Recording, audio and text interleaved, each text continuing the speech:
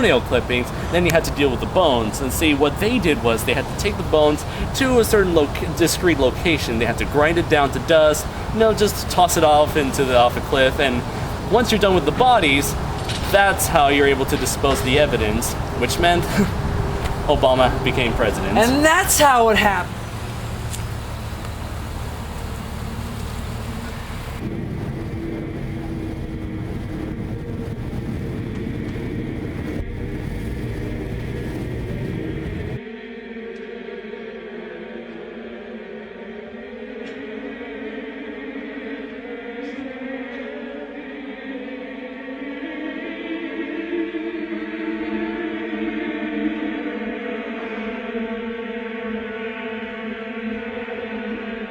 Hi guys. Oh, hi, Dylan. Hey. I didn't recognize you there. Fucking thirsty. Dying. Let's try this again. Better.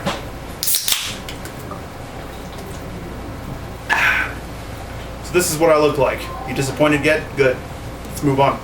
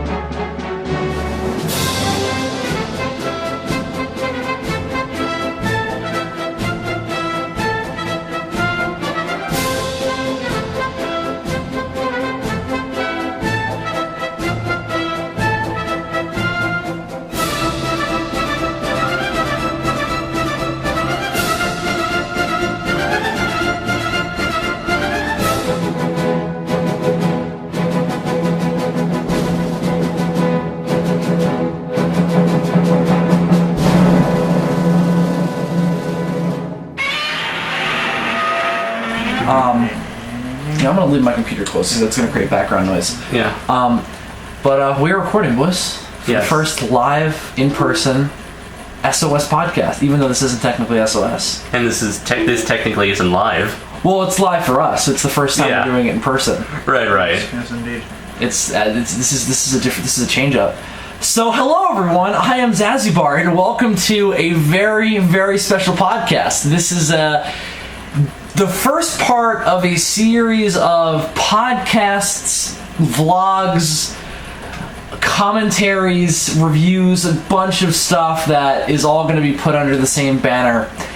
And that banner is the Road Trip to G-Fest, the SOS, DFOS, MASS, Bill and Dylan's Road Trip to G-Fest, kind of sort of featuring Andres. That's me. And joining us, based on that title, is myself, Bill Worcester, aka Zazubaar, Dylan McCandless, aka Super DM64. Yo. Who I can now look at in the face as he ignores me. And of course, Andres Perez, aka Kaiju Noir. Rocket punch, mofos. It is so bizarre to look at you guys in person while we're doing this. It's weird because now I feel like intimidated. Like when I make fun of you, it's like I have to look at you and just look. You have to look me in the eyes right now. I have to look at you, and the soul just gets crushed slowly. It's like launching across the. I know. I will send a rocket punch to your face. I know. It's like we could attack each other and nobody will ever know. But as I think we should leave it in. That'd be hilarious. I know, just like, hey, you fucking piece of shit. just added sound effects. Like Dragon Ball Z sound effects. We get super fast. We get another ending of just Andres going. That is the acapella version of Dragon Ball Z, as done by part of the SOS. Right, we got 3/5 of the entire gang, which isn't too bad. We've done entire SOSs like this before. Of course. It's always been like the us three, we're like the main core of the show. It's like everybody. Adam and Gorzard. They just like. Well, I mean, it started with them, but it was like over the course of the show, it's like who's there most of the time. Yeah. Whatever. We're all on equal footing, but it does tend to be the three of us are there, and then it's either Adam or David, or every now and then Dylan's not there. Every now and then you've been on every episode, right? Yeah, I've been in episodes. You've been in every episode since 2. Yeah. The only one you weren't in was the one we didn't invite you to.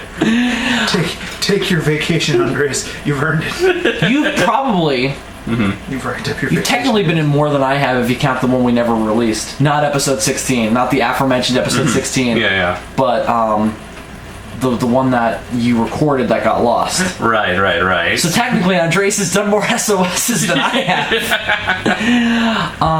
I should be in charge of the show. No, fuck you, Andres. I'm fucking taking control. You're my house and my rules. That is most definitely true, as Adam would say. Indeed. Indisputably true, he would say. Indeed. To quote the great Adam Noyce. So yeah, we're in person. We're in my house, which I apologize for the audio quality if it may be subpar as usual, because we had to kind of create a kitschy setup for this because Most setup in the kitchen. Indeed. Started off this thing on a good note.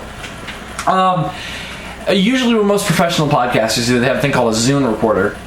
Or a Zoom. I don't know how you say it. I always say Zune or Zoom. I think it's a Zoom because Zune would be weird because that used to be a fucking MP3 player. You take the Zoom. I think it's got 3 XLR ports where you plug in mics to.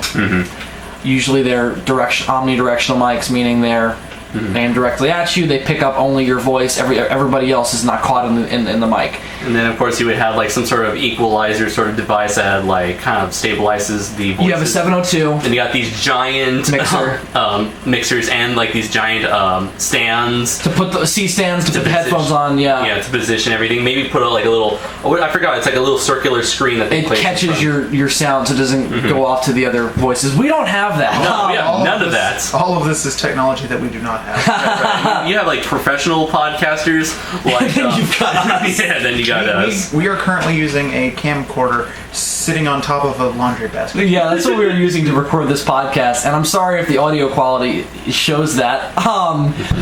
But whoa. Is that Bigfoot? I thought the same thing. I was like, we're being attacked by Sasquatches. Adam Noyce. he's just in like a fucking gorilla costume. We started like his face is covered in dirt. He's like, "Whoa!" They start chasing us with like some shitty Beatles clone music. It's like Scooby-Doo and shit. Adam Noyce, I would have gotten away with it if it weren't for you meddling SOS. Meddling SOS people who are older than me, so I can't call you kids, but I'll call you kids anyway. Kids! Wait, Adam Noyce isn't really Adam Noyce. He's Old Man Jenkins. Old Man Jenkins? Your house was on top of a property I could have sold for millions. No, not even millions, thousands. There were such petty schemes. They were always just like, oh, I wanted this old amusement park to sell it off on the black market for $5,000.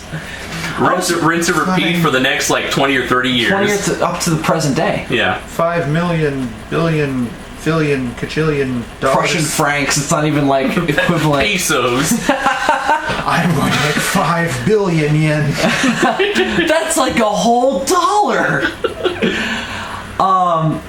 So we're in my kitchen, which is why it's kind of echoey. So I apologize for that audio. I know it's not great, so bear with us. And you got like, what's that machine in the background running? That's the washing machine and the dryer, so that doesn't help. But it sounds better than it. Well, actually, the other way we were gonna do it would have sounded better, but it would have been a pain in the ass to edit. And it might not have sounded better because we might not have been able to sync it up properly. And we could end up like getting like my voice caught up in your voice and my mic. The idea was to record separate audio channels and lay them over each other and just sync up the audio, which is feasible. I could do it, but it would be a lot of work. We also want to post these G-Fest videos in a timely manner. We want to put them up pretty quickly, and doing it that way just wouldn't be very efficient or very quickly because it's, it takes time to do, and if you fuck it up, you have to go back and start over because it'll just be fucked up for the rest of the video. Yeah. Also, it just feels like I'm bitching the whole time now. Is when you edit, if you make it, so I use a program called Movie Studio Platinum, and you do little splits in the timeline, and like Windows Movie Maker used to be, and you'd make little splits, but it only goes one layer at a time.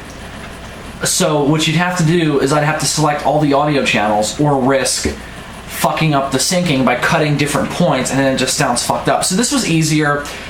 I did a whole movie on this camera with the internal mic, and the audio quality was critiqued heavily, but it did the job, and it should do the job now. It's just not going to sound as good as our usual work. Yeah, so here we are, live in front of ourselves. I can look Andres in the face when I crush his soul, and Dillion can look me in the eyes when he crushes my soul. Indeed. And I feel relish it. You cannot tell, but I'm actually in physical contact. Andres is touching me right. I'm gonna fucking crush his hand like Superman 2 and shit.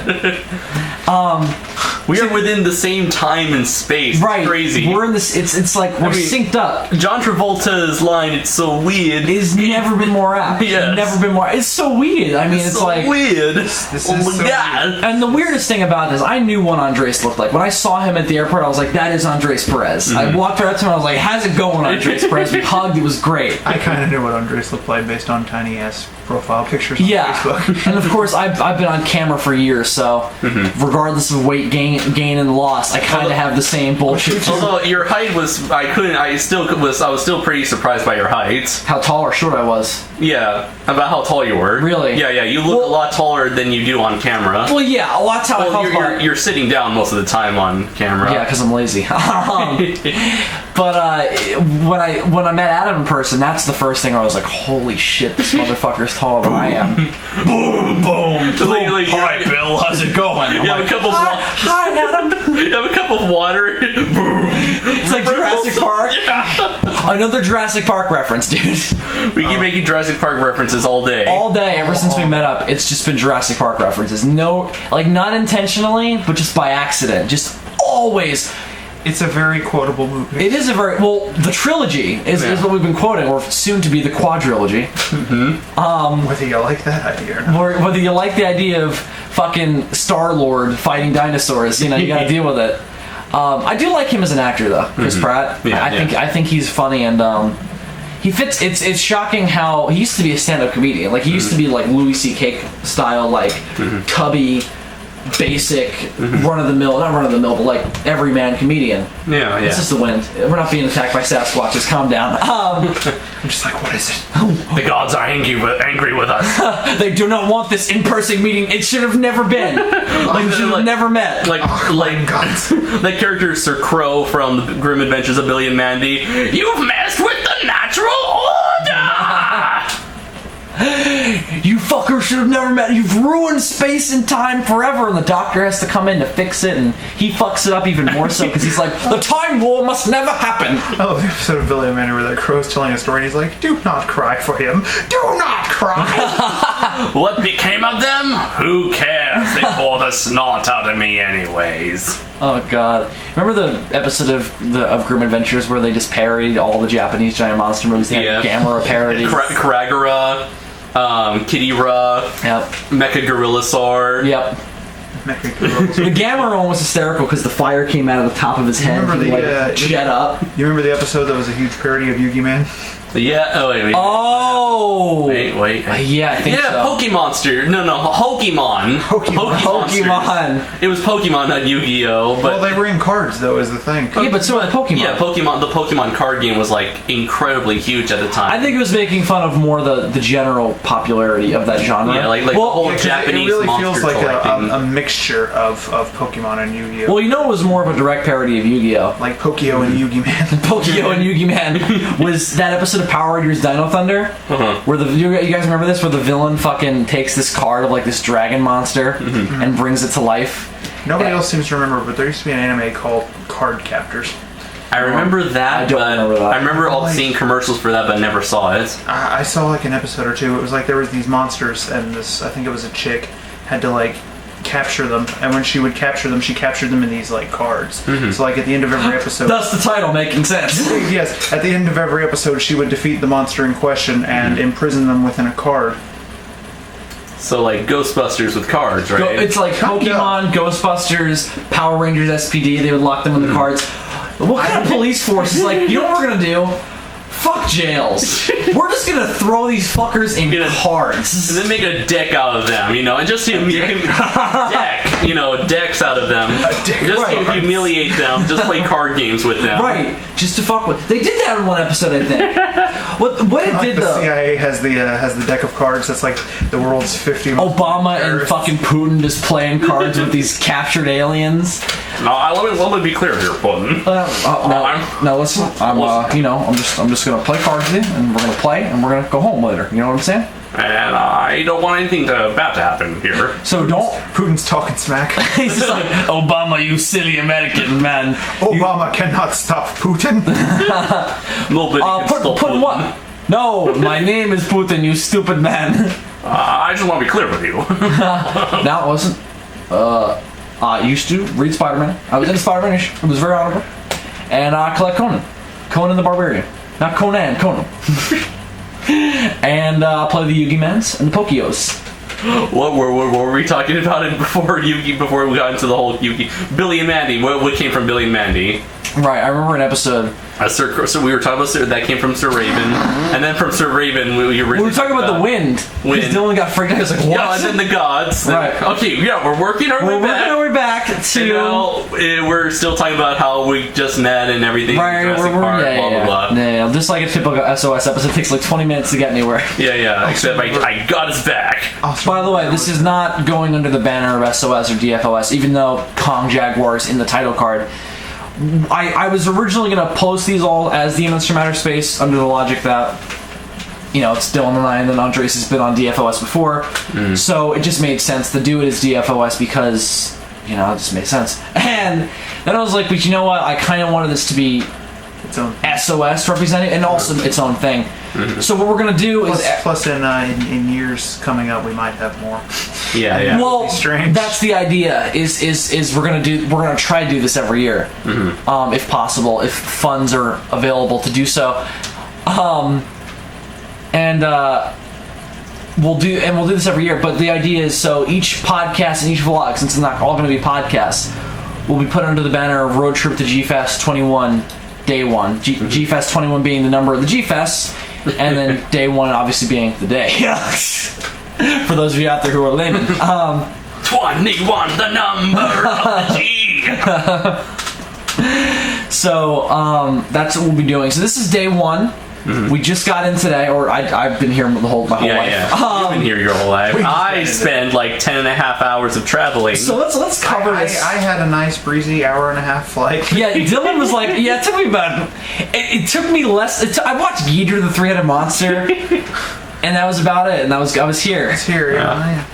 Had a nice, easy flight. Took a long shit, it was good. Getting to the airport was easy, getting out was another matter. We'll get to that. So let's go through the day, shall we? Now, I was texting you since last night. Yes. Because I told you to keep me posted because I knew your travel was more complicated than Dylan's was. Dylan was like, yeah, I'm getting up at a certain time, and I'll text you when I board and fly out and land and everything. Yeah. Andres was a different story. I wanted to make sure he was good and everything and didn't get fucked over when he had layover. So let's do the timeline. So about midnight last night, which was Monday, we start texting and everything, and I'm preparing. I was just cleaning up my room and everything. It didn't really take me much. You just have to actually pick up after your own shit. Yeah, I never do that unless I have a reason to. Dispose of the dead hooker. Dispose of the aforementioned dead hooker. So what happened with you boys? What did you guys do to prepare? I packed and went to sleep. I packed and did not went to sleep. You didn't get to sleep last night? Did you sleep on the plane at all? Well, okay. So I had my first flight was at 10:40, which is 1:40 our time, where we are now. Right. And so my trip to New York was split into 3 flights instead of one big one because apparently it's cheaper that way, according to Expedia.com, which is where I got my tickets. Dude, online. With Gnome. Is that Shatner or the Gnome? I think Gnome is Travelocity. Yeah, Travelocity. Gnome is Shatner is Expedia, Priceline right? Negotiation. Oh, okay. Priceline. So who's Expedia? I know Expedia.com. Yeah, I know that, but who's their mascot? They don't really have a mascot. Yeah, they have a plane logo. Yeah. Very creative of them. We're going to help you get on a plane. That's about it. You're going to get on the plane and you're going to get the fuck off. No bullshit. I would choose that. Because it's like, you know what? It's clean, it's simple, there's no bullshit, there's no potpourri, it's just dirty, simple, and I'm there. Yeah. So I trust that more. No progressive flow, no Geico Gecko telling me what to do. Nothing, no Aflac Doc, it's just you get on the fucking plane, you get off. I want you to get on that plane! It's like, Jesus Christ, Gilbert Godfrey. Stop making jokes You're about... not playing now. Stop making jokes At about... a cheap price. Stop making jokes about Japan and stop yelling at me. You know I was the parrot from Aladdin. Oh, God. I was there fighting Superman. Oh, Jesus, you're killing me. I don't need a creepy gnome telling me how to travel. I don't need that. The gnome's been around for years, though. I remember watching... I tell this story all the time, and nobody ever remembers this thing. I remember Sci-Fi Santa, and they would do the Memorial Day Monster Movie marathons. That's where I first saw Guardian of the Universe. And I remember that was the first time I saw the gnome, whatever it was, the Travelocity commercial. And I was like, oh my God, that is the most terrifying thing I've ever seen. And I remember very vividly, later on in life, I saw a commercial where the gnome got like fucking blown up. And I was like, holy shit, that's so fucked up because that thing is alive. That thing is now dead. It fucked me. Like the paint was all chipped. It was missing an arm, and I was like, "Oh my God."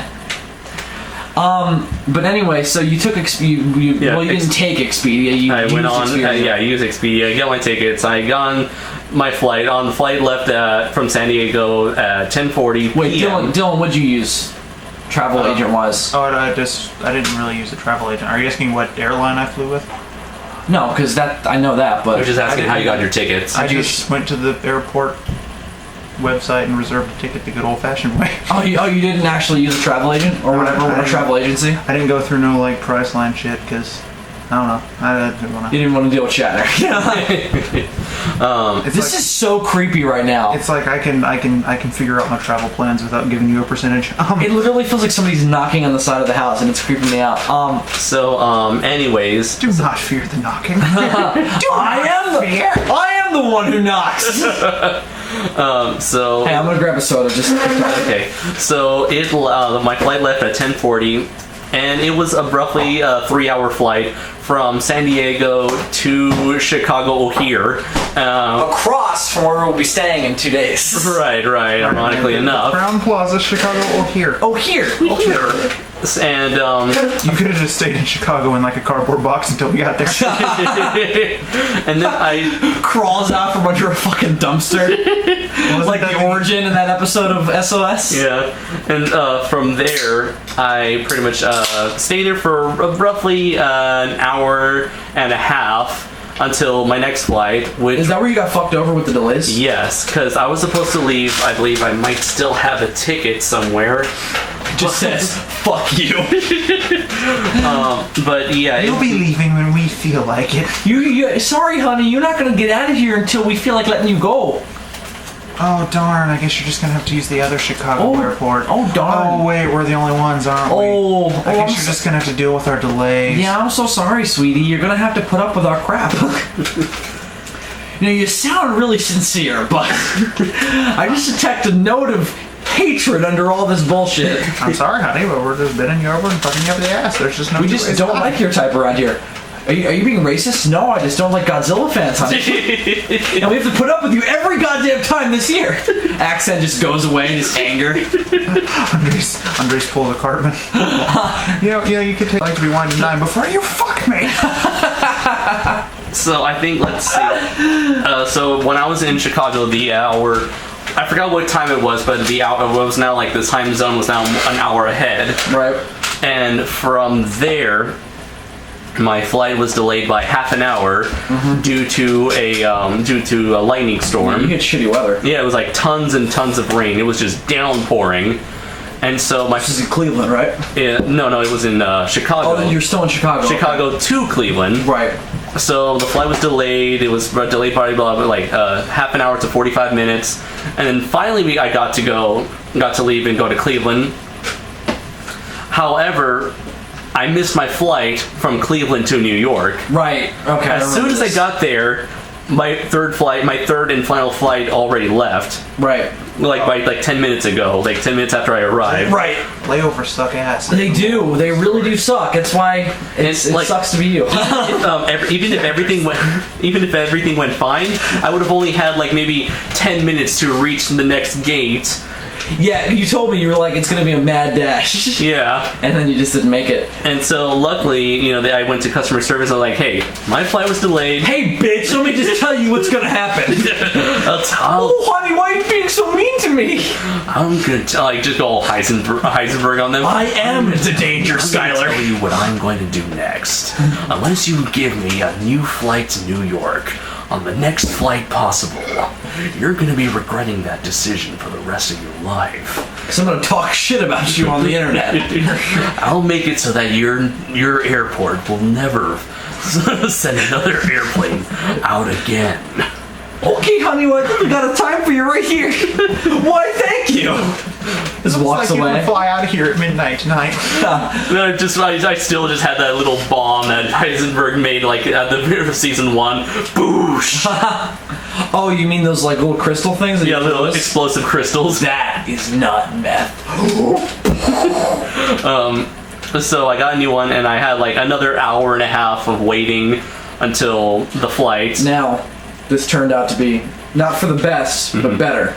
Yeah. Because Andres was supposed to get in here at about 10:30, 10:45. I think 10:25. All right, even earlier then. Which Yeah. I didn't mind. So I was gonna leave him there anyway until Dillion showed up. Yeah. No, but the problem, I wasn't gonna do that. That's the thing. So I was gonna have to get there early, and we were gonna have to wait for an hour until Dillion got there. Yeah, we actually wound up getting there about the same time. It was a few minutes after Andres texted me. He was like, I landed. I'm like, yeah, I'm landing too. Yeah, it turned out for the best. Not that it really mattered in the end, because I got stuck in traffic and I ended up being late. And then, so Andres lands, texts me, tells me he's hungry. He's like, fucking give me food. You're like, I've been surviving on nothing but jelly beans and Monster. And ashtray remnants, please feed me. Feed me, Seymour. Feed me. And I did. And not till hours later, but I did. Too much, in fact. Yeah, too much. Anyway, so I finally get there. It takes me about a half hour to park. Yeah. I end up fucking up parking in long-term parking, which is for if you leave your car there for 24 hours, which... Ooh. Yeah, so I ended up paying way more money than I should have, but... Yeah. It wasn't that bad. I thought it was going to be worse, actually. And, took me about 15 minutes to find you. I was waiting in baggage claim. Right, and I actually passed you. I didn't realize this until I finally went up to you later on. Yeah. And I was like, that's not Andres. There's no way. Because I saw you from a distance, and I was like, there's no way that's him. I told you, I mentioned I had a Godzilla sweatshirt. Yeah, but you wrapped it around your waist. Right, only because it was so hot. Right, yeah, no, I'm not blaming you, but I expected to see the Godzilla thing, and I didn't, so I was like, I guess that's not him. Yeah. And then it took me about a half hour to finally meet up with you, and I was like, Andres! And we fucking hugged it out. We were searching for each other. It was like a game of Pac-Man, an insane game of Pac-Man where... Fucking Zelda shit, where it's I finally found it, and I was like, At least that was better than trying to find me. Finding me was a game of Where's Waldo, where you don't know where Waldo looks like. Yeah, you don't know what Waldo... It was exactly that. Yeah. At least Andres, I knew what fucking terminal he was in. Yeah. He told me he was in Terminal B. Now this was not my fault, please. No, this was not Dylan's fault. Well, it was kind of just a comedy of errors, because we were all at fault. Yeah. So what happened was... I knew from Andres that he was at Gate D, that Dillion was at Gate D. So I knew that much. But then, Andres, you said, but we went to Gate D, and we were like, where the fuck is he? So I'm on the phone with Dillion for 10 minutes trying to work out, where are you? Where are you? Stand up. And we tried all these different things trying to find where each other were. And then finally, he's like, you're at the right airline, right? And I was like... I don't know, what airline did you fly? You're in Terminal B, right? He's like, no, I'm in Terminal D as in dog. And I was like, oh. We were in the wrong building. Completely wrong building. Apparently all of the different terminals have gates A's through D's, maybe? Yeah, that's because they all have, all the different airlines are split up. Yeah. Andres flew United, which makes sense because it goes across the United States. I had no idea that it was going to be that way. I didn't know either. I haven't flown in 6 years, maybe. Back home at the Nashville airport, all of the ones in Terminal A are labeled Gate A with a number, and it goes so on and so forth with B, C, and D, and then they just work out which airlines. I don't know how they did that shit. And the one in San Diego, it was basically 1 through whatever, like 1, 2, 3, gate 1, 2, 3, 4, 5, 6, 7, 8, 20, 21, 22, 23, 24. No A this, A that. What airport you fly out of? Let's see. I can't remember. I think maybe it might have been called the San Diego International Airport. I know there's a pretty big airport in San Diego. Yeah. Let's see. San Diego, home of the Comic Cons. Yes, indeed. The world's largest convention. You picked G-Fest over that this year. Actually, I am still going to Comic Con. Oh, you are? Okay. What weekend is that? It's the let's see. I know it's like the weekend of the 22nd. Oh, okay. So it's a little bit away. Yeah, it's like 2 weeks away from G-Fest. 2 weeks after G-Fest. This is one of those people who hits the convention circuit. Indeed. Yeah. Well, he doesn't have to travel for Comic Con. No, it's right in my backyard. Right. So I think that's why both of them are within reason. And thankfully, a lot of interesting Godzilla events are also in LA, which is like a 2-hour drive. You went to the Biollante thing. Right, that I was was my seeing first Gondo's one. beautiful face on the big screen. It was amazing. It was amazing. Goddamn amazing. And you were the first SOS member to meet a fan in person. Mm-hmm. That was a very special moment for both me and Sean Barry. It was weird. I saw the picture and I was like, holy shit, there those two are. They cried, they hugged.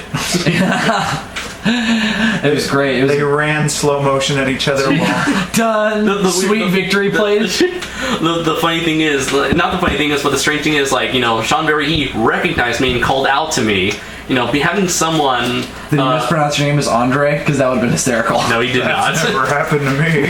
Hey, Andre! Motherfucker, there's an S!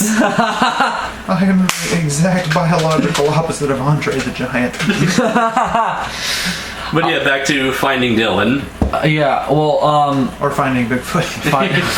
We might as well have been looking for Bigfoot. Yeah. Not only in size and stature, which Dylan also fits because he's a fucking giant, but also because of the elusiveness of said. We didn't know what we were looking for. Right. All I knew is Dylan had a shirt on with the Monopoly Man. That was the only clue I had to go on. I vaguely know what he looks like. Wait. Dylan, did you told Bill in advance that you were going to wear a shirt with the Monopoly Man? Well, originally, and this has been the case for months, I was planning to wear this shirt I have with a picture of a shark on it.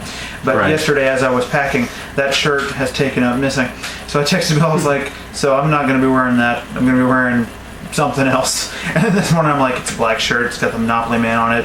It says like a boss. And I was like, cool.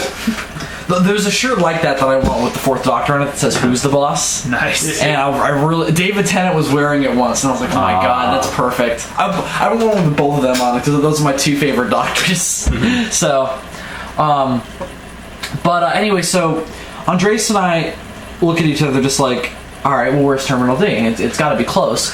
So the funny thing is, it's not like there's a simple sidewalk where you can just walk. Oh no, this is New York, my friend. There's no simple sidewalk. There's streets and construction sites and a dilapidated building. Yeah, in the middle. the dilapidated building. There was a giant construction in front of it. Now, when I came from my car, at one point, Andres had texted me and like, we're in the food court, so I'm trying to find my way to a food court, right? Yeah. And I walk out of baggage claim and I'm on this sidewalk where people are getting into buses, and I can't go anywhere because there's fucking security everywhere. And here I am, and Dylan doesn't want to be cased like a fucking terrorist. Yeah. Here I am, the suspicious-looking Southerner, like. Oh man, ask guys about that because I really didn't fly in the terror. I mean, I did fly post 9/11, but it wasn't as bad. Okay. I guess that really wouldn't make any sense. We don't think it'd be worse, but whatever. There's been more bombings in recent years. Like it was kind of 9/11, and then there was Are you asking how was the security? It actually wasn't as bad as I thought it was going to be. It went a lot smoother than I thought it would be. You check Pat down to the cavity search. You check down the one bag, right? And then you go into the line. You take off your shoes and your belt and all your personal items. You put them in the little bin. You slide them through the machine. That I remember doing. You also have to take, if you have a laptop case that you're carrying onto the plane with you, you have to take the laptop out of the case so that they can scan it to look at the insides and make sure you didn't hide a fucking bomb in it or something. Right. Although what's weird is that you don't go through a metal detector anymore. It's not like it's one of those full body scanner things. Yeah, it's like some like some Total Recall. Yeah, like some weird X-Men tube. You go into like a little cylinder. You're supposed to put your hand. You're supposed to step your feet out here. your hand up here. It goes like. They fucking doused you with gamma rays. And like they find something in my pocket. I'm like, what's that in your pocket? Oh, you mean my headphones? Yeah. I forgot to take my headphones out of my pocket when I went to the thing too. And then when I came out, there was this big black TSA security guard patting down my leg. What is this long cylindrical thing? It's like, He patted down my leg, patted my back, and toothpaste. All he did was like lightly pat my leg. Realized there's nothing dangerous in my pocket. And he's like, he's clear. I'm like, I'm clear. I'm clear. I made it. I was expecting that to be a pain in the ass, but I got through that in like 5 seconds. I do remember a long time ago, years ago. All of the things I was worried about, security, baggage claim, no problem. Yeah, baggage claim was what I was worried about, because I remember baggage claim being a big problem. It wasn't a big deal.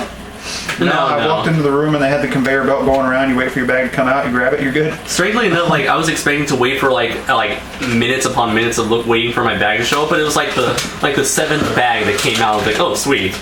And I looked inside. Yep, that's my sleeping bag. There's no telling how many times mine went around the thing before I finally got it, because I didn't go straight to baggage claim after I got out of the gate. Because originally Andres was like, "Tell me what gate you're at, and I'll come find you." I was like, I told him the gate. He's like, "I can't get in there." I'm like, "Well," and then it turned out they were in the wrong building. Right. Well, even if he would have got in there, he wouldn't have found out. See, my fantasy, Andres found somebody who he thought was Dillion, who happened to have the same shirt, blonde hair. You're like, Super DM64. He's like, "Get the fuck away from me!" What the fuck is that? The fuck you talking about? I don't get involved in any of that faggot shit. Fucking fucker. Turns out he used to be like an ex-celebrity, like ex-YouTube celebrity. Who happened to use the same name. He got really mad. He does the thing where he grabs you by the throat and lifts you off the air. Dylan, didn't you say there was a guy who had the name Super DM already used? No, there was already a DM64. That's why I added Super. Maybe that was him. DM64. He's like, God damn it. Was the 64 from the choice of the N64, or was that the year of your favorite Godzilla movie? No, even though I know that's not his favorite Godzilla movie. No, the why am I saying 1964? Because you just said Godzilla. The Nintendo 64 was my first video game console. Same here. Right. Okay. Mine was the Odyssey too. Wow, really? Ironically, the Odyssey. Nice. Wow. Wowee. Wowzers. That had Pac-Man on it. Did he? Castlevania. Did Pac-Man cross over? Castlevania on Odyssey? Wait, No, Odyssey 2. No, it wasn't Castlevania. It was Dungeons and Dragons. My bad. Was the Odyssey 2? That was the one that had like the little weird controls with like the Did it have circle Jeremy buttons. Irons in it? No, And it was like, was it like a blue screen with a white dot moving around? Yes. Okay, that's the Those are the old Odyssey. school days when video games didn't have voices. It was just like text scrolls. And I'm asking you if Jeremy Irons was in it. Just a Was Jeremy Irons? No, Dylan, he wasn't. He wrote all that dialogue. a picture of him with Blood will rain from the sky. and it even includes the hakakakakas. It's like CK. And Astrofix shits his pants in fear. Like in the episode of South Park where the demon's trying to convince those Republicans to do something, and he's talking in the dude's ears, and he's like, he goes hakakakaka, and then the guy's like hakakakaka, and the crowd's looking at him like, what? Airport. Security. So security wasn't an issue. Baggage claim wasn't an issue. Were there any issues whatsoever aside from your delays? Being that I'm pretty sure, unlike Andres, because I'm pretty sure he's done this before. I was a first-time flyer, so there was the adjustment of being in an airplane, which was not Yeah, what was that like? It wasn't bad. It wasn't bad at all. Did you honestly. No. Once the only parts that are kind of rough is when you first take off. It's like, whoa, what are we doing? I don't like this. Wait, this is one of them sky boats, isn't it? Houston, we gotta lift off. Everybody else in the plane is just like, what the fuck is wrong with this guy? Yeah. He's like Steve Buscemi in Armageddon. He's got space dementia. He's got what? The other thing is, space dementia. actually, what bothered me more than taking off was landing, because we're landing at LaGuardia, and Oh yeah, you told me about this. Yeah, we're over the ocean. Right. And suddenly the plane like starts tilting, and I'm looking out the window like, oh shit. That's what I was thinking too. I'm looking at buildings and shit. I'm looking at the Statue of Liberty. I'm looking at the ocean. I'm thinking one misplaced flock of seagulls. You're just thinking of that scene from Superman Returns. One misplaced flock of seagulls and we're in the water. That's not good. Fucking lead singer with the haircut. No. And like, it just lands. He just gets on that landing. Flock of seagulls is flying. And then like those dudes from Flash Gordon with the giant wings. Flash! He just plane crashes into him. Looks like we're going to be making an emergency water landing. Everyone, please use your seat cushion as a flotation device. I don't know how, but we just crashed into an 80s rock group. Hey man, just be glad. We're flying. Just be glad a random Spinosaurus just doesn't pop out of the side and then. Oh my god, I knew it. 80s new wave bands And are once magic. again, another Jurassic Park reference. In that movie, when the Spinosaurus does that and it gets hit by the plane, all the blood goes off the side of the plane. Yeah. Why doesn't it have scars when they meet up with it later? Because riding. Explain this to me, Joe Johnston. Regenerator G1. Regenerator G1. Why do you think it has spines? Oh shit. There is a Godzilla reference in that movie that's very overt when the Spinosaurus is doing this and then the spine comes up. Yeah. Could also be a reference to Jaws, but seeing how I think Joe Johnston and Spielberg are both big Godzilla fans. Yeah. Might be kind of a reference to both, kind of. No. I assume so. Who knows? It is possible that Godzilla does exist in this universe. Remember, I left Japan to get away from this. Well, no, but that's true. I mean, yes, it's a joke, but the fact that it's actual dialogue. But do you really think the Japanese, like in the moment of being chased by a vicious man-eating dinosaur, would be like, I'm gonna make a reference to something that doesn't exist? No, they'd be like, Godzilla! There's so many 90s movies that have similar references to fucking Godzilla. Fucking Inspector Gadget does it. Austin Powers. Austin Powers does it. Inspector Gadget does it. Was that pre-98? I don't remember. Inspector Gadget, I'm pretty sure that's like early. That's the part where the evil Inspector Gadget had like his. The silhouette. He's breathing fire and shit. He's got his stilt legs on and he's. Hang on, I'm gonna look this up. Let's see. Anyways, let's see. What were we talking about? Hang on, I need to find out what year Inspector Gadget came out on. All right, fine. I remember the year the sequel came out. We're making those mad. No, I don't remember the year. I just remember that references. It's weird. The sequel was horrible, but it's actually more faithful to the show. It's more faithful to the cartoon than the first one. But the fact that it's supposed to be in the same continuity with the first one just doesn't. It just ruins everything. Because I didn't care that the first one wasn't in continuity. I still liked it. Yeah, same here. I like it. The second one, I'm like, what the fuck? Why is everything different? Why are you covering his? All right, that was after '98. So really, it's like Matthew Broderick had the balls to be in a property that referenced Godzilla. At least when he was part of the butt rape of Godzilla. At least there is an in continuity explanation for why Dr. Claw is fat in the second movie. Because in the first movie, there's a line about how he used to be fat and he had like started exercising, and then he starts like eating brownies again near the end of the movie. Where did that come from, though? He wasn't fat in the cartoon.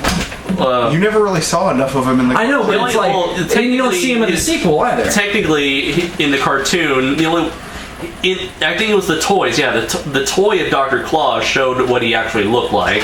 Okay. And he was a fat motherfucker. Yeah, but then he also had, he actually had the claws in the movies, and in the show it was literally just fucking claws. He just had like a badass metal. Now he's playing with power. Yeah, it's the power. He had a power glove. He was just a silent badass. Stroking his cat. He was Freddy Krueger 3. Indeed. Or 4. Which one does he have the power glove in? That's I'm gonna say 3. I think that's 3. No, I'm gonna guess 4 because that's I don't know. Whatever. What year was 4? 3. Was it, or it might have been 5 or 6. I don't fucking. Was the song "Dream Warrior" in the song in the movie? Where the Dream Warrior. I know 3 is the one where he has my favorite kill line ever, where he pops out at the TV and says, "Welcome to prime time, bitch." You know what? You know what's weird? The remake puts the bathtub kill in that movie when that was from 2, right? I think that's 1, isn't it? No, yeah, that's from 2. 1 because the girl. Are you sure? Because in the second movie, the person that's being terrorized by Freddy Krueger is a fucking dude. Oh, and in 1, the bathtub, that wasn't an actual kill. That was just a little. Oh, there he is. What 2 has is a shower scene of males towel snapping each other. Oh God. Ooh, Mike. No, I'm playing with power. So let's see. Back. Yeah, it was 6. You were right. It is 6? Yeah. So back to the landing. Oh, let's get back to the landing. So how was yours? Did you fly in over the Hudson River? Or no, that's not the Hudson River. That's the long. No, that is the Hudson River. Yeah, that's the Hudson River. Whatever that big ass body of water was, I was afraid I was gonna fall into. Yeah, it was something like that's Freddy's Dead, the Final Nightmare. That's right before. Is that the return? That's right before the Return movie that Carpenter did. It's so weird because not Carpenter. Wes Craven did. Yeah, Wes Craven's New Nightmare. It's so weird because that movie is supposed to be like bring like a serious end to the franchise that had become kind of silly since the first one, and they throw in this Power Glove promotion. Now I'm playing with power. Well, I think that New Nightmare was closer to going back to the original. To the airplane. Jason Goes to Hell. So the plane is like diving down. It's closer to the water. You look out the window. All you see is water. But then at the last second, then it gets to the landing strip. Yeah. And then there's land, and then you hit the ground, and it's like. It's like, what's going on? The second on my flight, Dylan just fell to the ground, kissing the ground. He's doing it again. We're getting close to the ground. I'm like, no, I wouldn't put that there. That's gonna fall.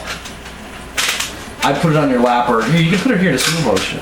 And the worst part about it wasn't even like the shaking that the plane does when you touch down. It was me anticipating the shaking the plane was going to do when it touched down. What you think is a lot worse than the actual feeling. I knew it was going to happen. I'm like, hold on to your butts. I used that the other day. I don't remember why. Oh, it was for Dragon Ball Evolution too. Yeah. And I said, hold on to your butts. Actually, we're doing that tomorrow, by the way, for those of you listening. The other reason that landing is worse than taking off is because when you're taking off, you're tilting backwards. Which is fine. Whatever. I'm in a recliner, whatever. When you're landing, you're nose diving. He's like, I'm like, I'm gonna die. Well, what's the scariest part of a roller coaster? The way down. The way up is. I mean, I guess it's scary anticipating. It's like drop. You just quickly start going fast. It's like. The airplane is like the hill on the roller coaster. Only the top part of the top lasts an hour and a half. This didn't happen on my flights to Cleveland and New York, but when I got to Chicago, you heard the tire squeal. Right. That was pretty. That woke me up. I was asleep. Like, oh shit, we're gonna crash. We're gonna die. We're gonna die. We're gonna. Watch out for them mutos. I want to live. I want to live, Clarence. I want to live. The problem was being a large man in a small plane. Yeah, you had a small plane, didn't you? I felt like a bear in a cage, not a cage in a bear. Is Delta known for smaller planes, or? Or is Delta known for smaller planes, or No, they have the big planes too, but apparently they have. It wasn't like a jumbo jet. I guess it's because the flight was so short. It's just like a smaller. Don't give these fuckers a big plane; they don't need it. It's just like a smaller, I guess maybe faster since it's smaller. That makes sense, right? Plane. Logically. Yeah, it's just a smaller jet. Some people, if their carry-on bags are too big, they have to tag them and you can't actually carry it on. We're gonna hold on to it. But yeah, it was small. I couldn't stand up in it all the way. Right. I had to get a seatbelt extension. Yeah, I know. I can't even imagine. No arm room whatsoever. Yeah, you were not. You had people. Wait, there was a two-seater, right? Yeah. And you had a kid next to you. Yeah. Poor kid. Not really a kid, like a little foreign, I don't know, maybe high school, maybe college fella. So he's our age. Maybe older, I don't know. He just struck me as younger. Mm-hmm. He looked younger. Little scrawny guy. I'm sitting here taking up half of his seat room. Right. He's just at least he didn't have this motherfucker. This motherfucker. On top of that, he had a carry-on bag that he couldn't fit in the overhead bin, so he's sitting here holding it. Oh God, that's horrible. I drove upstate once with my cat's kennel in my lap the whole time. It's a 3-hour drive with the cat in it. Yeah. Because the cat was freaking out. Yeah. And she needed somebody there to see that everything's gonna be fine. Yeah. And also she was sliding around the trunk. So I had to hold her. It was a nightmare. Yeah. Never again. I'm never bringing a cat upstate again. It was such a pain in the ass. I couldn't bring down my tray table. My legs were in the way. Yeah. But at least you didn't have to deal with any crying babies. Is that what you deal with? No. Yeah, in my first flight. Right. I was any annoying passengers? Well, just the flying babies. The flying babies. The crying babies. They were just There's something on the wing. There's something in the sky. It's a baby. Well, it's a plane. It's a baby. The fuck? For the first 2 flights, it was one of those airplanes where it's there were 2 rows of seats. on the 3 seats on each side. Right. And I was in the middle seat on the left side. Oh, classic motherfucker. Look at this motherfucker. Yeah, 3 seats on the left side, and across the aisle is a mom with her baby. And of course, I'm sure there's like the baby has like no idea what's going on. Yeah, probably. They don't tend to. No. And she cried pretty much. Undeveloped brains and all fucking babies. A good like fucking losers. A good third of the time she was crying. Oh god. Yeah. Hey kid, I can use language and you can't. I'm gonna remember this. You're not. I can say whatever I want to you. You're nothing. You are inferior to me in every capacity. Yeah, so Louis C.K. did this bit once where he was like, babies are just nothing. You could literally go up to a baby and go, hey, fuck you! And it wouldn't even matter because the baby's not gonna remember it. So everybody, just say fuck you to your baby. It's gonna be fine. Nor will they comprehend your words to begin with. Right, exactly. Or even if they do, it's like they're not gonna fucking remember it. imagine doing that to your dog or your cat, you know? Just go over to them. Well, at least they react to the tone, though. A baby's not even gonna do that because they don't understand. Imagine going over to your like your cat. You're like, oh, who's a cute little motherfucker? Hey, fuck you! Fucking cat. You're the best cat ever. And just like you just get like all aggro, and it's like you're literally the greatest fucking pussy I've ever seen. Fucking pissing in my house. Go use the toilet, you lazy shit. Or just straight up flipping off your cat, It's you like, know? stop, you fucking freeloader! Stop being such a pussy, cat. Stop it. Yeah, other than the crying baby, everything pretty much went without a hitch. At least I can understand having to Passenger-wise, At least sorry. I can understand that people occasionally have to bring babies on airplanes. What I hate is the crying baby in a movie theater. Oh god, there's no reason for it whatsoever. It's like, here's an idea. Don't bring your baby. Right, especially it's like you're watching The Dark Knight Rises, it's like, are you crazy? Oh my god. Of course your baby's gonna cry. Look at this one. This one's like, are you fucking kidding me, dude? We're looking at people sticking up the middle finger at their cats. Awesome. We're all cat owners here, aren't we? Yeah. You, Dylan? Yeah, we have a cat. No. Didn't know that. But funny enough, Dylan and What's I... its name? Our cat's name? Yeah. Lucius. I want a cat named Lucius now. I'm gonna do that. A cat named Lucius would be pretty beast. It'd be pretty beast. Like get a big coon cat. This cat is named Lucius. Listen. Don't fuck with Lucius. He'll fuck you up. His last name is Fox. Which is supposed to be ironic because he's a cat. This is my cat, Fox. Lucius Fox. What's your cat's name? Our cat is called Tipsy. Tipsy. Drunk cat. No, I don't even know why it's named that. I didn't name it. My uncle named it. It's funny. A cat named Simba. Right, it was funny enough, like all of your cats and my cats are named after Disney characters. It's true, and it really wasn't on purpose. Mm-hmm. I remember I joked to my mom for years because we always talked about getting a. Because for years we had 2 cats. We had Jasmine and Sabrina. Mm-hmm. Jasmine we still have. She's still alive. But other cats had passed away. We used to have 4 at a time. Whoa. But they just slowly died off until we just had Jasmine. And my mom couldn't deal with it. She always has to have 2 cats at the very least. So we got Simba. And originally I wanted to name him Bob, and that was my joke because it's like the most generic name ever. I was like, Mom, we're gonna name this cat Bob. I will name you Bob. That's a generic person name too. Exactly. It's like your name is Bob. You need a generic cat name like I will call you Mittens. But to me, you know what a cool generic name is? Like if you want somebody cool but kind of basic, Jack. Oh, yeah, Jack. Like, hey Jack. Like, I mean, it's a cool name, but it's like there's a bunch of Jacks in the world. You know what I mean? Like, I'm so glad I never had a friend named Jack until this year, and now I have a friend I can just like, hey Jack, do this for me. It's like that's just such like a doer name. Like, like hey Jack, can you give me some meth? Your name's Jack. I can rely on you. Why don't you go do this? He's like, work and no play makes Jack a dull boy. I had this thought the other day. I was like, I want to name my kid Jack because I want my kid to be somebody's Jack. You know what I mean? Just go, hey Jack, do this for me. Kid will be Jack Worcester. Jack. That's a pretty good name, Jack Worcester. Sounds like a type of sausage. No, or it sounds like a PI, like Jack Worcester PI. Just don't call. It sounds like some sort of fucking sausage that has fucking. Middle name is off, Jack Worcester. Just don't call your son Franken. Frankenwurster. It's like super German. My middle name is Frank too, so it's fucked Right. up. Yeah, my parents were big enthusiasts of pork products. No, my name actually came out of an argument. Did I ever tell you guys about that? Nope. No. My name was supposed to be Daniel. That's what my mom wanted. Yeah. My dad didn't agree. He wanted to name me Frank. So we're gonna call him Bill. Well, named after his father. They argued for about 10 minutes. They were like, you know what? Let's just name him after you. We'll call him William. He can be named after William. But they didn't want me to be a junior, so they put Frank as my middle name. And then, when I was still going to church and still did that whole thing, That thing. and, That silly little thing. yeah, I went through confirmation and wanted to fucking blow somebody's brains out, and had to pick a confirmation name. I picked Daniel because my mom threatened me if I didn't. No, I didn't. I don't remember. Wait, were you Catholic? Yeah. Oh, okay. I don't remember having to pick a different name. No, you just gotta pick a name after a saint. No, I never did that. Was it Roman Catholic? Yeah, Roman Catholic. That's probably why it's not Roman Catholic. Oh, really? No, it's a Catholic. It's Catholic Orthodox or something. Oh, okay. all No right. Just idea. imagine that. I have to pick a name after Saint.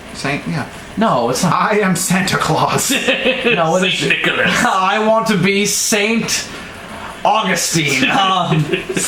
So now, if I still went to church and still identified as that, I could be William Frank Daniel Worcester. So I actually Saint Santa Claus. I did. I made a patron reference. saint of hookers. Saint Seiya. The patron saint of hookers. No, there is a patron saint of He really prostitutes. is. It Yeah, exists. it's Saint true. Nicholas. It's Saint Nicholas. Yeah, a lot it's of people true. don't realize that, but Santa Claus, Is the patron saint of prostitutes. he's pro hooker. No, but Oh, that's a saint I can get behind. Indeed. That's an occupation I enjoy. I actually named as reference to this. I named one of the characters in one of my characters in my universe, Daniel, as reference to that. I've also considered making that William Stone's middle name. I haven't decided yet. All right. William Daniel Stone. That actually sounds pretty badass, but I have a superhero called the X, which is he's an ex-spy who becomes a vigilante, and his name is Daniel Carpenter. So, that was the idea. And the Carpenter thing originally, he wasn't always supposed to be a spy. My idea was, I wanted to create a working class superhero, but who didn't have any powers. So do like Batman. Rorschach. Yeah, but a little better than that. He's a little more high tech. Okay. Because The Blue Beetle. Yeah, but Rorschach is poor. Yeah. This was like a guy who had to go to work every day and then at night would put on a costume and fight crime. So the Mystery Men. Pretty much. Or like the Question. Yeah. Well, the question. Well, the Question really was do a poor lot. too. And well, He also wasn't really a superhero. He was more of a detective who got put in a super... He's like the Punisher. He was a different type of thing that got put in a superhero universe. Spirit. Well, no, the Spirit didn't actually. No, the Spirit is a working class hero because, well, A, he's dead. Yeah. Or not actually. He pretends to be dead. He technically doesn't work. Frank Miller fucked that concept up so bad. he's dead, so that's a problem. And he's like, Will Eisner is a really good friend of mine. Well, why'd you fuck over his creations so bad? Jesus. I know there are some people who like the Spirit. Have you seen the Spirit movie? I know you have. I hate to admit it, but I like the movie for all the wrong reasons. I walked out of the theater. It's like my ultimate guiltiest pleasure movie for that for me. I've thought about that. I've never really been able to decide what my ultimate guilty pleasure is. One of them is I did on Who Reviews the Review was King Kong Lives, but even then I still have a lot of problems with it where it's almost like I watch it for the first 20 I think the 20 minutes of that movie are actually really fun. But after that it just gets so bad. But the first 20 minutes I really enjoy. I don't know if I have a favorite guilty pleasure. Flash Gordon. I mean, a lot of people. No, I would defend Flash Gordon as not being. It's because it's intentional.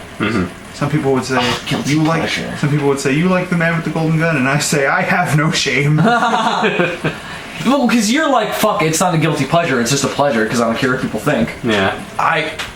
But there are movies I identify as bad that I still enjoy. Power Rangers. The Power Ranger movie.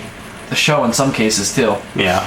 Really, the only one I can defend is like it's decent sci-fi is in space. Everything else is like I just nostalgia and everything. Yeah. Nobody's talked about that on SOS with the fucking Michael Bay rape. Yeah, although apparently David doesn't seem to think that Is real. is real. Because like you can't find that news anywhere. I was able to find that on Screen Rant, and Screen Rant's usually pretty reliable. Well then, fuck you, David. If we found it on Forbes, it would have been a different story. Hey, it's like that's like David's you'd never been expect, wrong like, for. you'd expect like this kind of news to be on every single news outlet. No, from, it's like, true. IGN. But it was also on the Power Rangers not fan page, the official Power Rangers page on Facebook. And even then, I went to the official fan page. I can't find it. You would think Forbes would be more reliable than it is. It's insane. Godzilla's gonna be a bomb, and then it makes back almost all of its. Oh no, it made back all of its money internationally in one weekend. And it's like, And now it's at like what, $2 billion or something? I no, don't it's know. not at $2 billion. It's No. at I think it's at $500 million.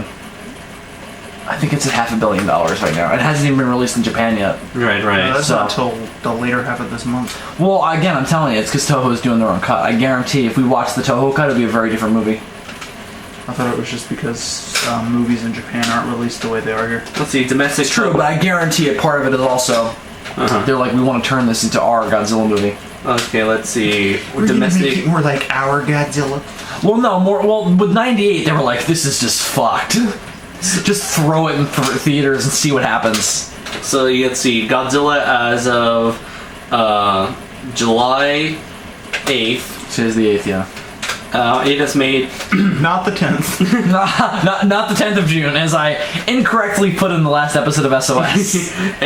very close to 197. Oh no, very close to 198 $million domestic, and worldwide it has made $489 million dollars. Okay. I mean, the thing is, that's not insane, but it's also, it's good. It's good. It's sequel worthy. It's sequel worthy. I mean, that's really all I cared about. I didn't really care if it bombed or not, as long as we got a sequel. Well, the fact that it made twice its budget and more, that's like the main thing that studio. But it's also what I think Legendary, Warner Brothers, and Toho realized was this is not an American franchise, so it's not gonna do huge here, like it might in Japan. Like, And here's it the thing. actually did pretty good here. It did pretty good here. I mean, realistically, it did only a little bit better than '98 did. The only thing that it has over '98 is praise.